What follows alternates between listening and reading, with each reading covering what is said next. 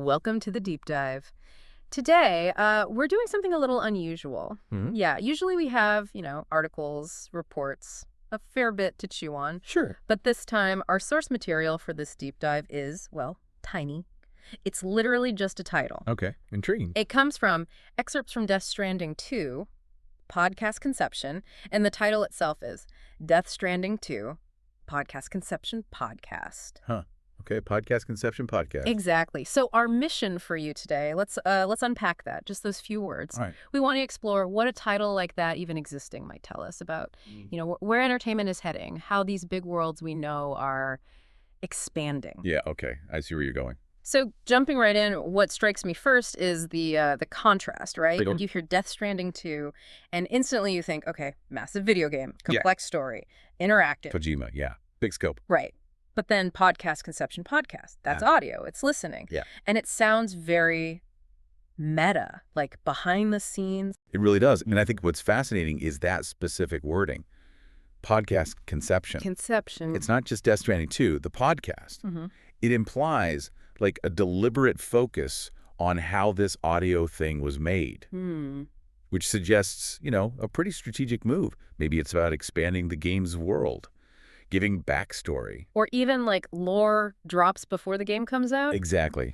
Using audio to seed ideas or explore things that maybe don't quite fit in the main game structure. It's bringing you into the creative part of it somehow, a different layer. So that makes sense. But, someone listening might think, isn't this just clever marketing? Keeping the hype train going? That's always a possibility, of course. It is marketing on some level. But you think there's more to it? I do.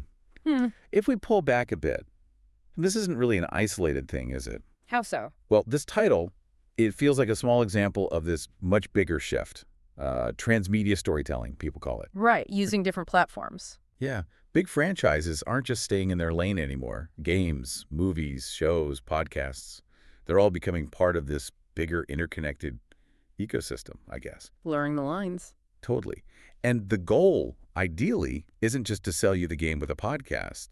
It's to make the podcast or the comic or whatever feel like a valuable part of the whole story.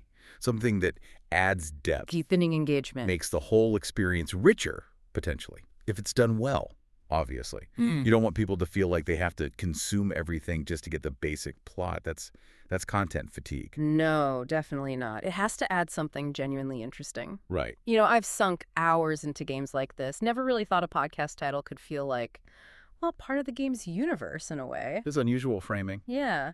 And here's the picker, why you, listening right now, should maybe care about a seemingly small thing like this title. It just highlights how inventive creators are getting, finding new ways to build these worlds to keep us hooked beyond just the main event. Yeah, new avenues. It shows that even a tiny fragment, this title, can signal these really big shifts in how we experience entertainment, how the stories you love are becoming these living things that grow. That's a good way to put it, expanding universes. So, yeah.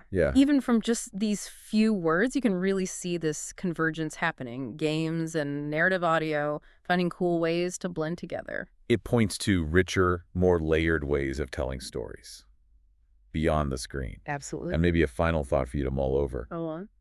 Consider how the conception of a podcast, the making of it, tied to a world as dense as Death Stranding, how that might actually change the way you engage with that whole universe. Could it open up totally new ways to see the familiar story? Maybe even make you question or rethink parts of the main narrative itself. It adds a whole new dimension.